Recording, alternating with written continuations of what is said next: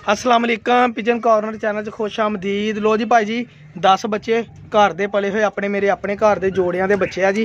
जिस किसी भरा नूं लगन लैण वाले आ ते ओह मेरे नाल राबता कर ले 0306 70 85 028 ते मैनूं WhatsApp मैसेज कर दे। 10 बच्चे आ जी ते 10 बच्चे 1000 रुपये पर ना मैं दे दूँगा। देखो बच्चों दियां खलोनियां कस्सां वजूद हर शै देखो माशाल्लाह।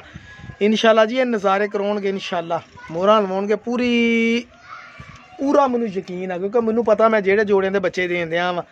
ठीक है जी बाकी गां नसीब लड़ते हैं जी बंदा तो अपने पूरी कोशिश करता है। देखो फैसलाबादी जौं सिरा कबूतर आ नाल दे टैडी मादी लगी है।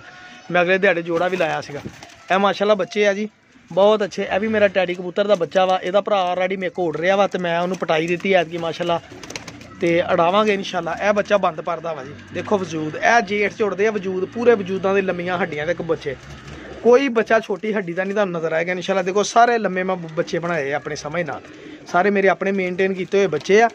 तो जेह्ड़े भरा नूं लगन मुनासब रेट का भी जायज़ मुनासब आ ओह लै सकदा। जिन्होंने महंगे लगन भरा जी वो मेहरबानी है तो माजरत आ।